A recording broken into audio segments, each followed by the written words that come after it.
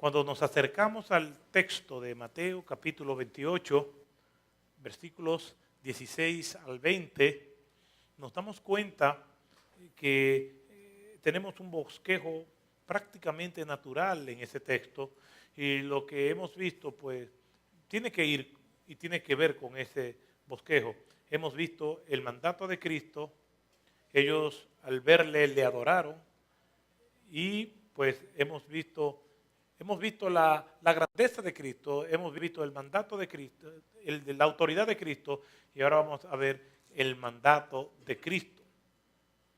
La grandeza de Cristo tiene que ver con la reacción de ellos al ver al Señor que le adoraron. La autoridad de Cristo tiene que ver con lo que Él dice acerca de sí mismo, que tiene toda la potestad en el cielo y en la tierra. Y hoy vamos a ver el contenido de ese mandato de Cristo. Por eso les invito a que vayamos nuevamente a la Escritura y leamos aquí, en este pasaje conocido como la Gran Comisión, pero vamos a leerlo completo del 16 al 20 en Mateo capítulo 28.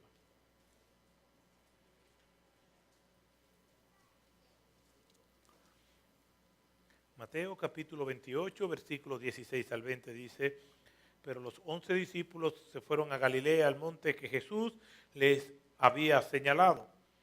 Cuando le vieron, le adoraron, mas algunos dudaron. Y acercándose Jesús, les habló diciendo: toda autoridad o potestad me es dada en el cielo y en la tierra.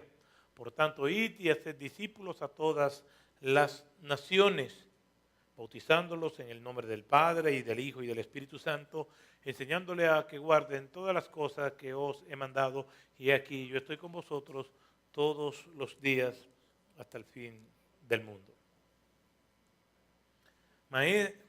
El maestro da una orden a sus discípulos y Mateo tiene la destreza, la inspiración por el Espíritu Santo del Señor de registrar estas palabras de Jesús y colocarlas de manera cuidadosa en este pasaje.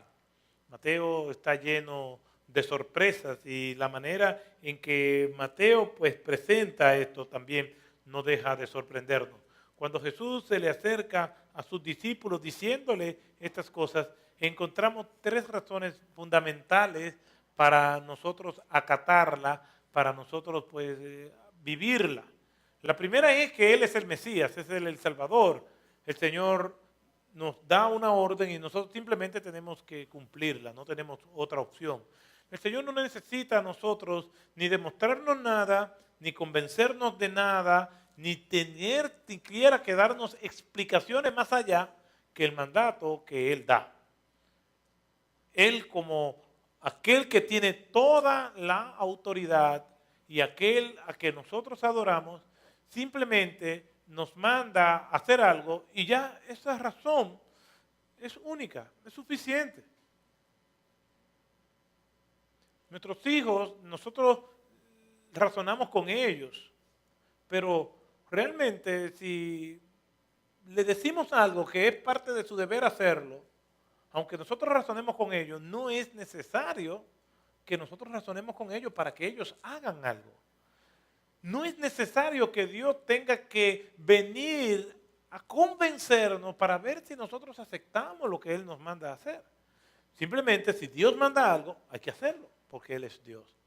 Pero Dios en su infinita bondad, en su infinita misericordia, nos explica las cosas para que nosotros podamos hacerla con mayor conciencia. Entonces, este mandato de Cristo, simplemente hay que hacerlo.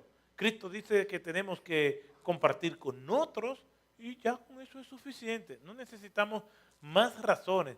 Con esa, Él es el Rey, Él es el que tiene toda autoridad y con eso es suficiente. Pero encontramos más razones también, aparte de esa, aunque con esa es suficiente. Nosotros los creyentes siempre estamos tratando de una cosa es profundizar en las Escrituras para tener una mayor comprensión y otra cosa es tener cierto prejuicio con algo y profundizar a ver si yo le gano a la revelación bíblica. Y así nosotros no podemos. Yo cuando me acerco a la Escritura tengo que acercarme sin ningún tipo de prejuicio para que Dios me hable, pero no teniendo una posición, porque si tengo una posición y me acerco a las Escrituras, no importa que venga un ángel del cielo, no nos va a convencer, porque nosotros creemos lo que decidimos creer. Yo decidí creer esto y nadie me va a sacar porque yo lo que creo es esto. Si yo creo que no tengo que hablar del Evangelio, no importa lo que nosotros hablemos, simplemente yo voy a decir, el Señor los va a salvar y aunque Mateo diga eso, eso no es así. Hay personas que piensan así. Y yo tengo que acercarme a las Escrituras y simplemente entender que si Dios lo mandó, hay que hacerlo. La otra razón por la cual yo tengo que prestar atención y cumplir es que estas palabras que el Señor nos está diciendo no solamente es un acto de obediencia para nosotros, sino que es la esperanza del mundo que nosotros vivimos. Mientras más personas creyentes hay, vamos a tener un mundo más sostenible. Mientras nosotros tengamos más personas que auténticamente son cristianas, nosotros vamos a tener un mundo diferente. Así que no se queje si la situación está mala, si tenemos injusticia, si tenemos delincuencia, si usted no está hablando de Cristo, porque usted no está aportando nada a la sociedad, o yo no estoy aportando nada. Yo no puedo quejarme de que la situación está difícil, de que hay inseguridad, si yo no estoy hablando de Cristo, porque yo tengo la manera de cómo mejorar nuestra sociedad proclamando el Evangelio de Jesucristo. Estas palabras que Jesús dice, por tanto, id y haced discípulos, pertenecen a las últimas palabras que Jesús le dijo a sus discípulos antes de ascender a los cielos. ¿Por qué? Porque Hechos capítulo 1, versículo 8, es literalmente las últimas que él dijo, pero están íntimamente ligadas a Mateo capítulo 28, versículo 19. ¿Qué dice Hechos capítulo 1, verso 8? Dice, pero recibiréis poder cuando haya venido sobre vosotros el Espíritu Santo. Y me seréis testigos. Testigo es uno que habla de algo que vio, de algo que vivió, de algo que oyó. En otras palabras, ustedes son mis discípulos y ustedes van a hablar de mí cuando venga el Espíritu Santo. Entonces el Señor dice, pero recibiréis poder cuando haya venido sobre vosotros el Espíritu Santo y me seréis testigo en Jerusalén, en toda Judea, en Samaria y hasta lo último de la tierra. Ese último mandato de Cristo tiene que ver con la proclamación del Evangelio. Ese último mandato de Cristo tiene que ver con la responsabilidad de ellos de predicar el Evangelio. Y cuando una persona nos dice ante una despedida o ante la realidad de la muerte, las últimas palabras que dice son palabras determinantes, son importantes.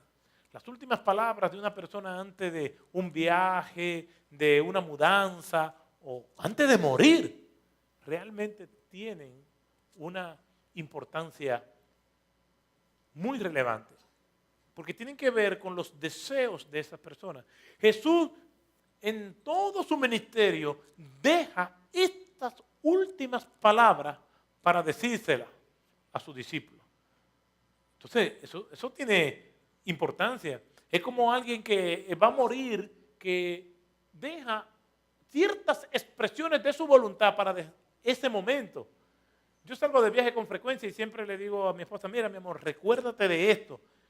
Son las últimas palabras que yo le estoy diciendo antes de salir, porque yo quiero que ella recuerde eso, que es de suma importancia. Nos vamos de viaje o nos vamos a ir a otro lugar.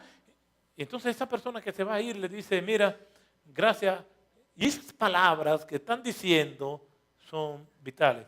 Yo he recogido algunas palabras que personas conocidas han dicho o antes de partir, o antes de morir, o ante un viaje, lo que sea. Y aquí algunas de ellas de las que más me impactaron. William Tyndale, que fue un mártir del cristianismo, cuando estaba ya presto a morir, dijo lo siguiente, y estas fueron sus últimas palabras. Señor, ábrele los ojos al rey de Inglaterra. Sus últimas palabras, su deseo era que el rey de Inglaterra pudiera tener la revelación de Dios. Y él sabe que el único que puede abrirle los ojos a alguien para que entienda, para que vea, es Dios. Señor, ábrele los ojos al rey de Inglaterra. Winston Churchill dijo, justamente antes de morir, estoy tan aburrido de todo. Estoy tan aburrido de todo. John Lennon dijo, me han disparado.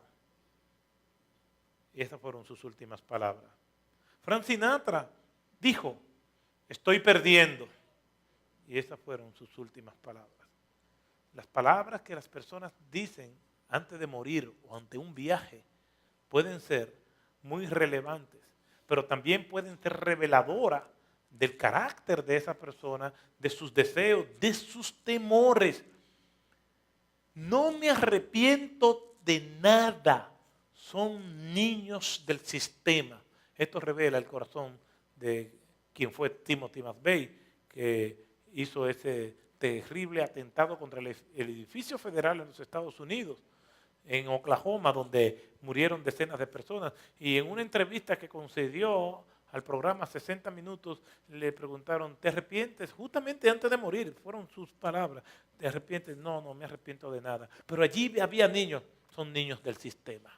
No me arrepiento de nada.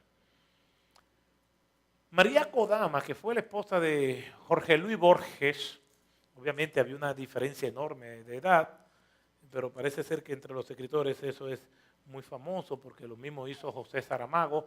Pero María Kodama, en una entrevista que le hicieran por Radio Francia Internacional, escuchando esa entrevista porque la anunciaron mucho y la sintonicé justamente en el momento de la entrevista, le preguntaron que cuáles fueron las últimas palabras de Jorge Luis Borges antes de morir. Y ella respondió, te sorprenderás con la respuesta que te voy a dar. Borges murió diciendo el Padre Nuestro en cada uno de los 9 idiomas que él sabía. Sabía 9 idiomas y dijo el Padre Nuestro en cada uno de esos idiomas. Y terminó con el Padre Nuestro en español y murió en la sección, en el versículo donde dice, Padre, perdónanos, así como nosotros perdonamos a nuestros deudores. Lo dijo 3 veces y esas fueron sus últimas palabras. Una de las expresiones que más en esta investigación que hice, que más me impactó, fueron las de Hugo Chávez. Sus palabras fueron, yo no quiero morir, por favor, no me dejen morir. Las palabras de las personas, ya sea en una despedida o en su lecho de muerte, esas últimas palabras son sumamente reveladoras. Revelan el carácter, revelan la intención, los deseos o los temores de las personas. Pero quizás la más impactante de todas fue aquella que dice, Padre, en tus manos encomiendo mi espíritu. Fueron sumamente inspiradoras, reveladoras, porque esas no fueron las últimas palabras de Cristo. Fueron las últimas antes de morir. Pero las últimas palabras de Cristo es la de ir por todo el mundo y predicar el Evangelio. Mateo ahora, en el acto final de su narrativa, escoge estas palabras, la hilvana de manera cuidadosa para que nosotros podamos entender que estas últimas palabras de Cristo muestran la relevancia, la importancia y la jerarquía de este mandato. Por lo tanto, no estamos ante cualquier mandato. Cristo nos dice en su palabra, por tanto, id y haced discípulos a todas las naciones, bautizándolos en el nombre del Padre, del Hijo y del Espíritu Santo, enseñándoles que guarden todas las cosas que os he mandado. Y aquí yo estoy con vosotros todos los días hasta el fin del mundo. Este pasaje de Mateo capítulo 28, versículo 19 en adelante, que contiene en sí lo que es la gran comisión, porque los versículos 16 y 17 de ese mismo pasaje de Mateo capítulo 28 contiene la reacción de los discípulos al ver a Jesús y la reacción de Jesús al ver a los discípulos. El mandato en sí comienza en el versículo 19, pero es importante que hayamos ido al versículo 16 al 18 porque nos habla de la grandeza de Cristo, nos habla de la autoridad de Cristo y ahora estaremos viendo el mandato de Cristo. ¿Y qué nos dicen estos versículos? Lo primero es que la despedida en sí es un mandato. La despedida no tiene como propósito simplemente juntarse y cómo están ustedes. No, aun cuando nos vamos a Hechos capítulo 1, versículo 8, nos vamos a dar cuenta que esa despedida realmente tiene como propósito que ellos hagan algo. La despedida es un mandato, no es simplemente una despedida protocolar donde ellos están reunidos allí y lloran o se ríen o hacen planes para volverse a ver. No, la despedida no es fraternal. Aunque vamos a ver que sí es fraternal, pero no es exclusivamente fraternal. La despedida en sí es un mandato. Cuando nosotros nos vamos a Hechos capítulo 1, versículo 8, nosotros nos damos cuenta de esto. Dice desde el versículo 6, entonces los que estaban reunidos le preguntaban diciendo, Señor, ¿restaurarás en este tiempo el reino a Israel? Él les dijo, no corresponde a vosotros saber los tiempos ni las sazones o las épocas que el Padre ha fijado con su propia autoridad. Pero recibiréis poder cuando haya venido sobre vosotros el Espíritu Santo y me seréis testigos en Jerusalén, en toda Judea, en Samaria y hasta lo último de la tierra. ¿Y qué dice el versículo 9? Después de haber dicho estas cosas, fue elevado mientras ellos miraban y una nube le recibió y le ocultó de sus ojos. Y estando ellos mirando fijamente al cielo, mientras él ascendía, aconteció que se presentaron junto a ellos dos varones con vestiduras blancas, que le dijeron, varones Galileo, ¿por qué estáis mirando al cielo? Este mismo Jesús que ha sido tomado de vosotros al cielo, vendrá de la misma manera tal como le habéis visto ir al cielo. Las últimas palabras de Jesús tienen que ver con el mandato de ir. Después de que Él los comisionó, no le dijo más nada. Simplemente se elevó. El mandato es la despedida es el mandato. Y este pasaje comienza con una expresión que se puede ver en el versículo 19. Por tanto. Y esto sirve de conjunción, dando a entender que lo que se va a decir está apoyado por lo que se ha dicho. Toda autoridad me ha sido dada en el cielo y en la tierra. Y como toda autoridad me ha sido dada en el cielo y en la tierra, entonces ustedes deben hacer lo que yo les voy a decir ahora mismo. Por tanto, es un puente donde las ideas fluyen de un tramo a otra, donde lo que se va a decir en ese momento es porque ya se está revalidado o apoyado en lo que se ha dicho anteriormente. Quiere decir que la despedida es un mandato.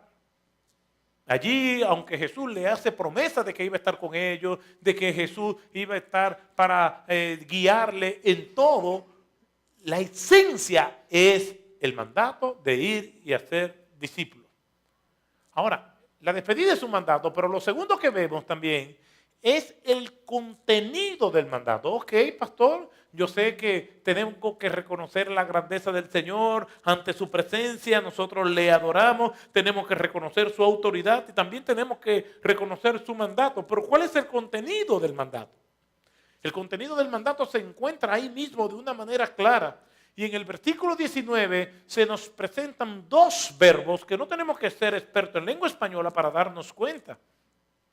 ¿Cuáles son esos dos verbos que aparecen ahí? Aparece el verbo ir y aparece el verbo hacer. vienen de ir y hacer.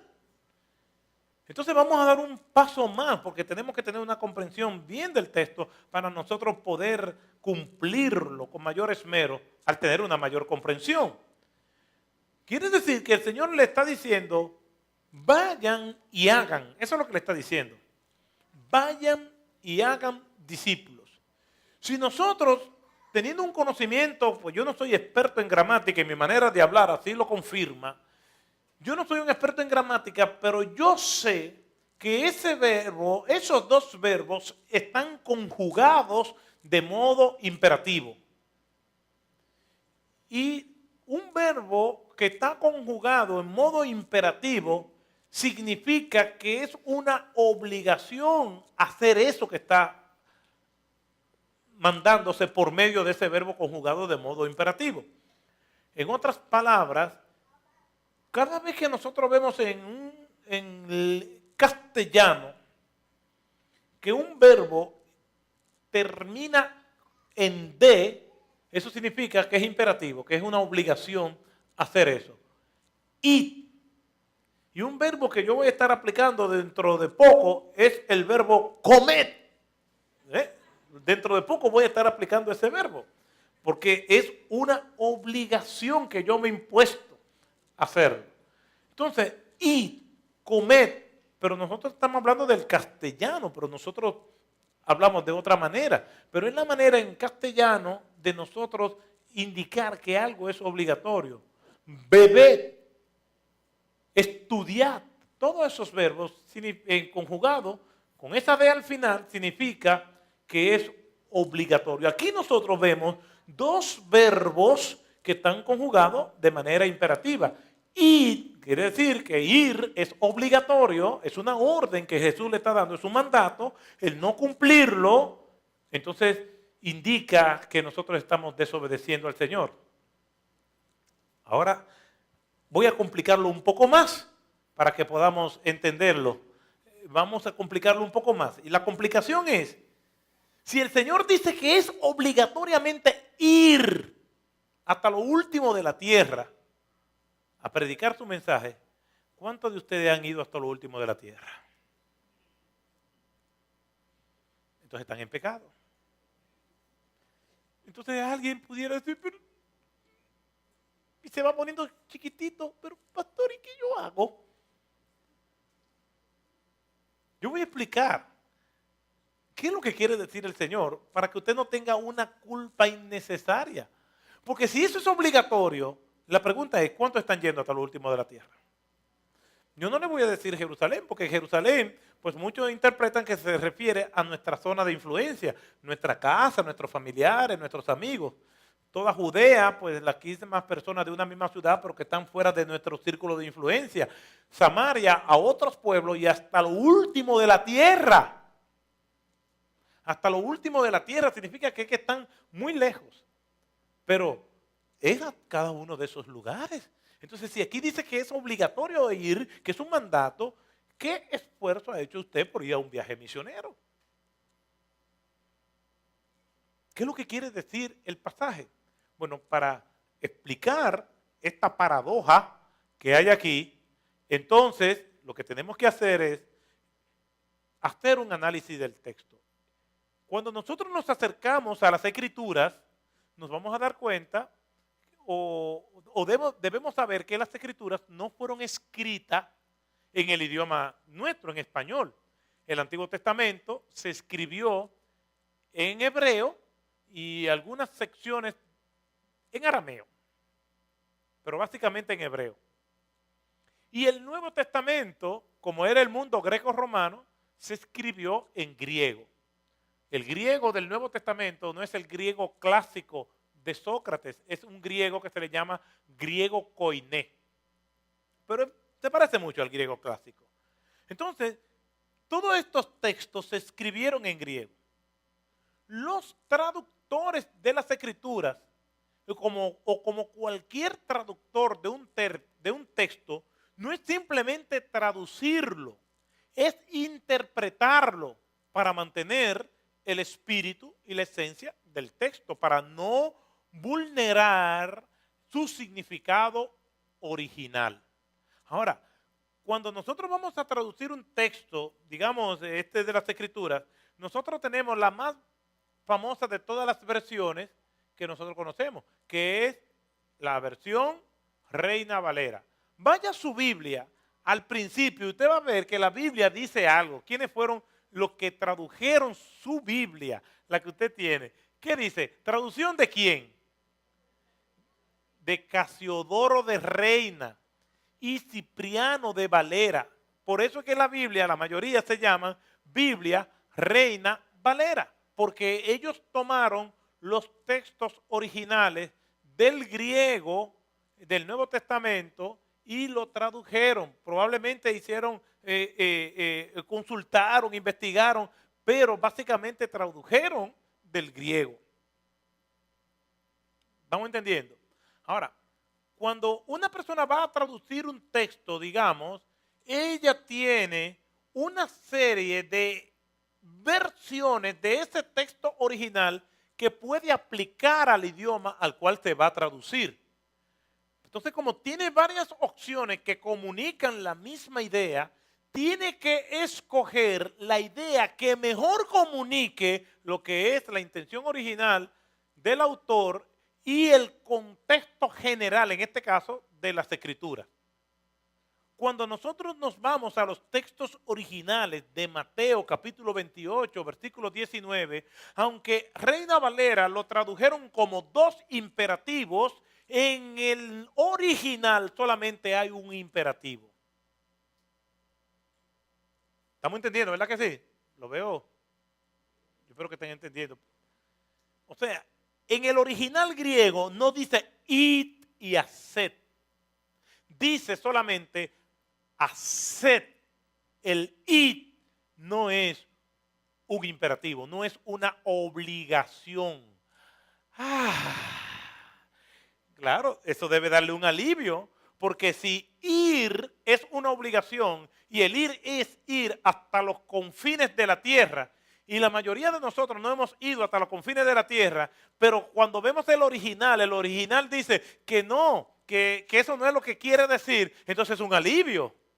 Y entonces eso nos lleva a entender lo bueno que es Dios. Dios no es un Dios arbitrario. Para ser un buen musulmán, entre otras cosas, hay que hacer un viaje a la Meca.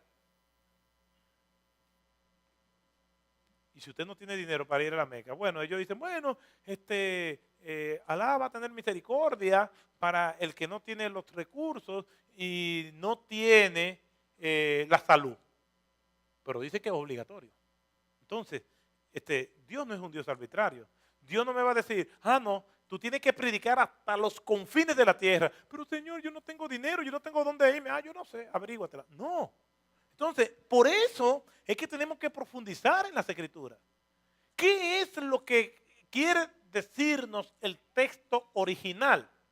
Usted dirá, pastor, pero un momento, antes de que usted siga predicando, pues entonces, ¿qué confianza podemos tener en las Escrituras si lo que usted me está diciendo es que hay errores en la traducción? Antes de que usted lo piense, entonces yo me le estoy adelantando. Porque, ¿qué garantía tengo yo de que cuando yo estoy leyendo, yo no sé griego, ni sé koinoné, ni me lo sé comer? Entonces, ¿cómo yo voy a entender que lo que yo estoy leyendo es lo correcto? Número uno, los casos como este que estamos tratando no afectan la esencia del mensaje de salvación. Todo lo que nosotros necesitamos saber para ser salvos está claramente en las Escrituras. Como dice el evangelista Juan ya al final de su libro, en el capítulo 21, hizo Jesús muchísimas otras cosas, las cuales no están escritas en este libro, pero estas se han escrito para que creáis y para que creyendo tengáis vidas en su nombre. Eso que nosotros leemos para nosotros ser salvos, eso no tiene ningún tipo de réplica ni ningún tipo de confusión. La esencia para nosotros tener salvación, eso no es problema. Por dos razones. Porque Dios nos escoge para salvación y eso es lo que nos da la garantía. Y segundo, se confirma ese plan de una manera muy clara en las Escrituras. ahora nosotros estamos viendo algunos casos que aunque pudieran tener errores son errores de precisión, no de traducción tanto. Por eso, así está bien traducido, pero Reina Valera probablemente no tenía la comprensión de la amplitud del término. Entonces, pastor, ¿cómo es que está construido originalmente? Dicha esta aclaración, entonces le puedo decir cómo está construido originalmente el texto. El texto está compuesto por un verbo que está en presente continuo o gerundio y un verbo que está en imperativo. O sea, que un verbo conjugado en gerundio en español termina en endo o ando, comiendo, andando, corriendo, caminando. Fácil, le estoy dando una clasecita de gramática, que no es que yo sé, pero me aprendí esto. Entonces, ese verbo está en un presente continuo, que en inglés es aquellos verbos que terminan en ing conjugados. Entonces, lo que quiere decir el texto original es lo siguiente.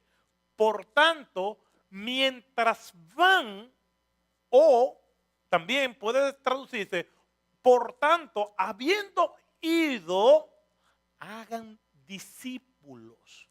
Mientras van, hagan discípulos. Eso es lo que quiere decir el texto original. ¿Qué es lo que significa eso? Que donde quiera que yo esté, yo tengo que hablar de Cristo. Donde quiera que yo esté, tengo que dar testimonio de que soy un verdadero creyente. Porque muchas personas probablemente dan buen testimonio aquí, y aquí todos somos cristianos, y aquí somos muy, muy buenos y muy simpáticos, pero cuando van a su casa se convierten en otra persona. Cuando están en el trabajo son jefes tiranos. No, donde quiera que nosotros estemos, tenemos que dar testimonio de que somos hijos de Dios. Tenemos que hablarle de Cristo a todas las personas. Entonces, eso nos hace tener mayor armonía con Hechos capítulo 1, versículo 8. Pero recibiréis poder cuando haya venido sobre vosotros el Espíritu Santo y me seréis testigos tanto en Judea, en Jerusalén, en toda Judea, en Samaria, como en lo último de la tierra. No importa si está en Jerusalén, no importa si está en Judea, no importa si está en Samaria, no importa si está en lo último de la tierra. Donde quiera que el Señor te mande, te envíe, ahí tiene que hablar. Y eso es lo que es el contenido, parte del contenido de Mateo capítulo 28, versículo 19. Donde quiera que esté, habla de Cristo. Donde quiera que esté, da testimonio de Cristo. Si hoy Dios te tiene aquí en Santo Domingo, pero mañana tú vas a un viaje de negocio a Singapur, en el avión, en el aeropuerto, y cuando estés en Singapur, allí tú vas a hablar de Cristo. Donde quiera que esté. Cuando nosotros vemos Hechos capítulo 1, versículo 8, no nos está hablando de un orden para nosotros evangelizar, nos está hablando de una simultaneidad que tenemos que hacerlo donde quiera que el Señor nos ponga. Si nos estuviera hablando de un orden, imagínense, ¿cuándo yo voy a terminar de evangelizar mi ciudad? Entonces yo tendría que esperar terminar de evangelizar mi ciudad, pero si el Señor por si acaso me envía a otra ciudad, yo digo, no, yo no puedo comenzar a evangelizar aquí porque yo no he terminado. Nosotros tenemos que entender que el Señor nos ha mandado a hacer misiones, a nosotros comenzar a expandir el evangelio en otros lugares, pero decimos, no, lo que pasa es que nuestra comunidad todavía necesita mucho, vamos a invertir todos nuestros esfuerzos aquí para que cuando nosotros terminemos aquí ir a otro lugar. Eso no es lo que dice la Escritura. La Escritura es que mientras tú haces aquí, también puedes hacerlo allá. ¿Por qué? Porque en todas partes hay necesidad de Cristo. Y lo que el Señor nos está diciendo es, mientras tú vas por donde quiera que yo te envío, entonces a obra de evangelista. Eso es lo que quiere decir el pasaje. Entonces el contenido no es simplemente ir. El contenido es mientras va a discípulos. También el pasaje, no solamente en su contenido nos revela cómo nosotros vamos a hacerlo en cuanto a nuestra simultaneidad, sino cómo también lo vamos a hacerlo en cuanto a nuestra meta. La meta, como es mientras vamos, que debemos evangelizar, entonces la meta no es simplemente evangelizar, la meta es hacer discípulos. ¿Qué es más fácil? Que una persona diga, sí, yo creo en Cristo y ya, o una persona, sí, yo creo y me convierto en un discípulo del Señor. Convertirse en un discípulo del Señor. La palabra discípulo significa literalmente aprendiz, uno que tiene un maestro. Eso es lo que significa la palabra discípulo. Y nosotros nunca vamos a dejar de ser aprendices de Cristo o de alguien debajo de la tierra. Nadie será tan sabio que no necesita un discípulo. Por eso fue que Sócrates dijo, tanto sé que no sé nada. Cuando uno más estudia, más se da cuenta que le falta mucho. Y una de las cosas que yo digo siempre es que estudiar y leer con mucha voracidad nos avergüenza, o por lo menos a mí me avergüenza. A veces yo estoy leyendo un libro, normalmente leo 3 libros a la vez, leo un libro por la mañana, un libro por la tarde y otro libro por la noche. Estoy leyendo de 3 temas constantemente y cuando estoy leyendo veo que el autor cita a alguien y lo cita, porque puedo entender el espíritu del autor, lo cita con tal naturalidad que el autor entiende que el lector sabe muy bien quién es esa persona a la cual está haciendo referencia. Pero yo no sé. Entonces cuando yo voy a investigar, yo dejo la lectura para investigar de quién es esta persona de la cual el autor está haciendo referencia. Y después cuando me pongo a investigar, me siento avergonzado porque digo, ¿pero cómo era que yo no conocía a ese autor? ¿Cómo era que yo nunca había oído hablar en mi vida de alguien tan conocido que ha escrito tanto que sus principios se aplican diariamente y yo no lo sabía? Entonces me siento avergonzado. Y entonces digo como Sócrates, tanto sé que no sé nada. Aquel que dice que no necesita aprender, aquel que dice que no, yo estudio solo, aquel que dice que yo no necesito ponerme a los pies de nadie, es un ignorante, pero con letra mayúscula. ¿Por qué? Porque el que verdaderamente es sabio, él entiende que necesita aprender. En la vida cristiana todos somos aprendices, todos somos discípulos. Si hay alguien que entiende, bueno, es que quien me discipula es Cristo directamente y yo leo la Biblia, yo no necesito ponerme a los pies de nadie, pues entonces usted no es un discípulo. Porque el discípulo verdadero no solamente está sometido a la autoridad de Cristo, sino que también está sometido a la autoridad de las personas que Dios nos ha puesto para que nosotros aprendamos de ellos. Eso es lo que dice el pasaje. Toda autoridad, ok, no tienen problemas ellos con someterse a los discípulos, me ha sido dada en el cielo y en la tierra. No tienen problemas porque es Cristo que lo está diciendo. Pero Cristo le dice, enseñándoles a los que iban a ser discípulos, a que guarden todas las cosas que os he mandado. Pero esos discípulos enseñaron, esos apóstoles enseñaron a otros. ¿Y qué dice Hechos, capítulo 2, versículo 41 en adelante? Que los que habían creído permanecían en la enseñanza de los apóstoles.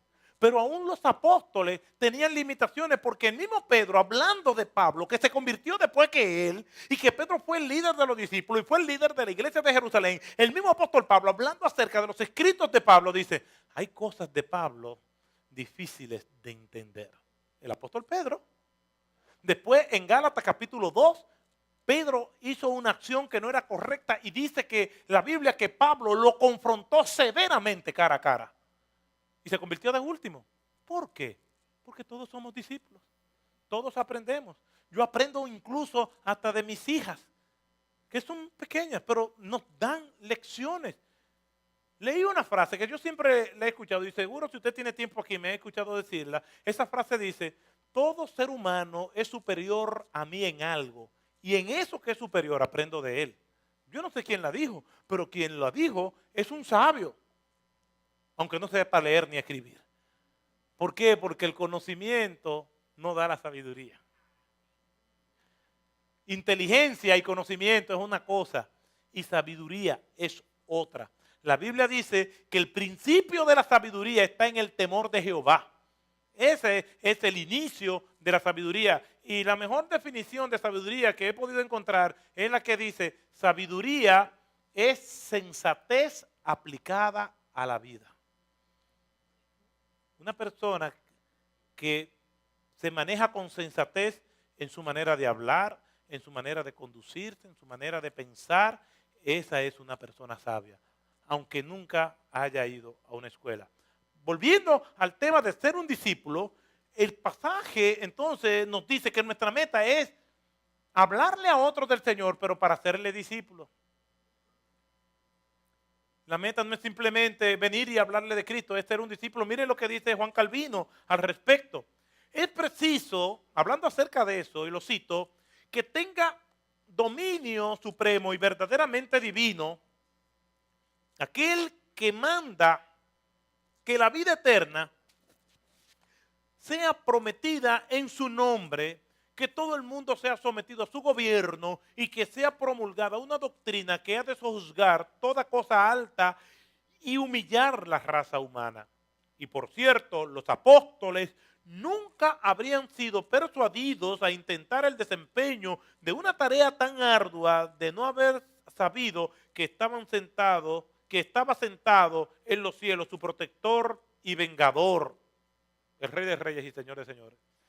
Ellos entendieron que tenían que ser discípulos porque tenían una conciencia clara, dice Calvino, que aquel que mandaba estaba sentado en los cielos como rey y como juez. Cada vez que yo tengo la oportunidad de hablar de Cristo a alguien, y por alguna razón no quiero, me acuerdo de que el juez fue quien me envió, el rey, que no es una opción.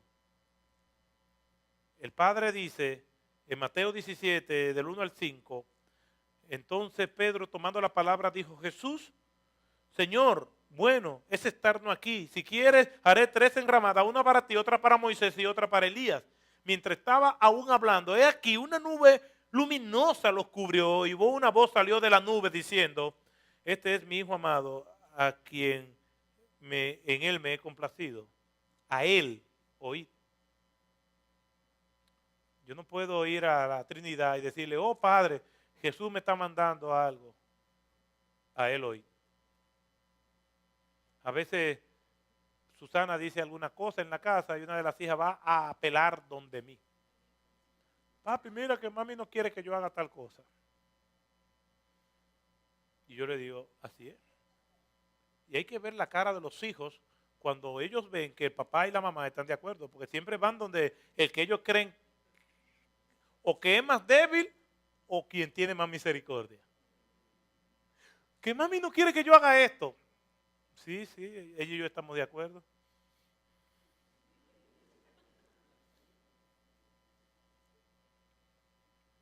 Me cuenta en una reunión familiar, estaban los hijos y los padres, y uno de los hijos me dice delante de sus padres, lo que pasa es que ellos son cómplices contra nosotros. Oiga la palabra que usó un hijo. Ellos dos son cómplices, como que la palabra complicidad, como que huele a delincuente. Le dijo delincuente a los dos papás.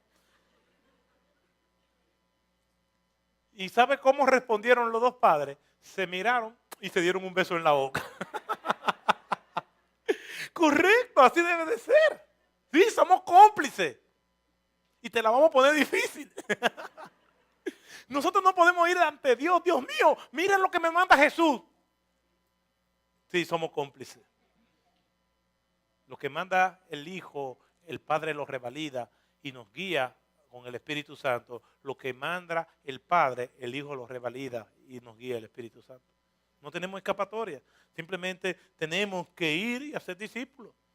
Y vamos a estar viendo en la próxima entrega qué es lo que es un discípulo y cuáles son las características de un discípulo. Y tengo que confesarle que mientras yo estudiaba e investigaba sobre todo esto, eso me confrontó a mí mismo.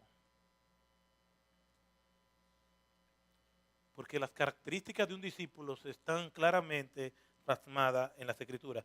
Si tú o yo no somos discípulos, no vamos a ser discípulos. ¿Sabe cuál es el fruto de un árbol de manzana? ¿Cuál es el fruto de un árbol de manzana?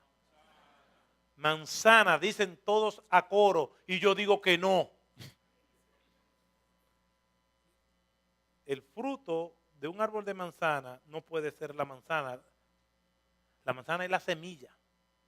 el fruto de un árbol de manzana es otro árbol de manzana. ¿Cuál es el fruto? ¿Cuál es el fruto mío? Y voy a poner ¿cuál es el fruto mío y de Susana? Un óvulo. Las hijas que nosotros tenemos. Esos son los frutos nuestros. El fruto de una iglesia es otra iglesia. El fruto de un cristiano es otro cristiano. Ese es el fruto de un cristiano. Yo no puedo decir, yo he tenido muchísimo. Bueno, no, es que no va a pegar el ejemplo. Pero realmente tenemos que entender que el mandato no es simplemente hablarle a una persona y ya, es acompañarlo. Y cuando estaremos viendo las características del discípulo, vamos a ver que el discípulo está pegado a su maestro, pero el discípulo también a su vez se convierte en maestro al tener otro discípulo y habla de un acompañamiento. Y el mandato es a ser discípulo. Un autor dice lo siguiente, y con esto termino. ¿Qué es hacer discípulo? El término hacer discípulos incluye la gama total de la voluntad de Dios para con su iglesia y para con las naciones. Incluye evangelizar, pero también incluye el desarrollo del creyente en la semejanza a Cristo y el sometimiento a Él como el Señor de su vida. El discípulo es un aprendiz, es un alumno que aprende de su maestro con el fin de obedecerle. Los días de escuela para el creyente nunca terminan, porque las demandas del discipulado son exigentes, requieren un esfuerzo disciplinado durante toda la vida. Una vez se comienza a ser discípulo, teniendo a Cristo en el corazón, nunca saldremos de aquella condición. Podemos instruir a otros y para esos otros nosotros probablemente seremos su maestro, pero nosotros nunca dejaremos de ser discípulos. Y aún a ese que estoy instruyendo puede también enseñarme. Pero una de las cosas que más va a ayudarnos en nuestra vida cristiana es saber que somos aprendices de todo. No somos expertos en nada, somos aprendices. Dietrich Bonhoeffer en el año 1945 pagó con su vida el ser un discípulo de Cristo. Había sido encarcelado por oponerse al despotismo del régimen nazi de Adolfo Hitler. Y no se le perdonó la vida aun cuando ya la guerra estaba ya del lado de los aliados y sabía que Alemania iba a perder. Y unos días antes de terminarse la guerra o de verse ellos destruidos como régimen nazi, dieron la orden de que Dietrich Bonhoeffer tenía que ser ajusticiado. Un soldado fue a las 5 de la mañana a su celda y le dijo, dentro de unos minutos te vamos a matar. Quítate toda la ropa y vuelvo por ti. Y entonces Dietrich Bonhoeffer se quitó toda la ropa, la acomodó, arregló su cama, dejó todo en orden, limpió su celda y entonces caminó junto a la plataforma donde iba a ser ahorcado. No había perturbación, no había desesperación, no había palabras de amenaza contra sus enemigos. Simplemente dijo, cuando la cuerda se rodeó de su cuello, dijo lo siguiente: para mí es el fin, pero realmente es el principio de la vida. Y murió ahorcado. Porque no se le arrodilló a Hitler y porque supo ser un discípulo de Cristo, aun cuando se le prohibía hablar de Cristo y de las enseñanzas de éste. Fueron sus últimas palabras. Una persona que en medio de un momento como ese sepa mantener la serenidad y recordar la escritura donde dice, el que cree en mí, aunque esté muerto, vivirá, y pueda decir, este es el principio, este es el final de la vida, este es el fin de mi existencia, pero realmente es el principio de la vida. Que Dios nos ayude a nosotros ser verdaderamente discípulos. Y que nosotros que no sabemos cómo vamos a morir o que no sabemos las pruebas que nos tocarán vivir en el futuro, sepamos que tenemos que ser discípulos del Señor en cualquier situación que el Señor nos presente. Y ser discípulos nos pone la carga de hacer discípulos a los demás. Que el Señor nos bendiga.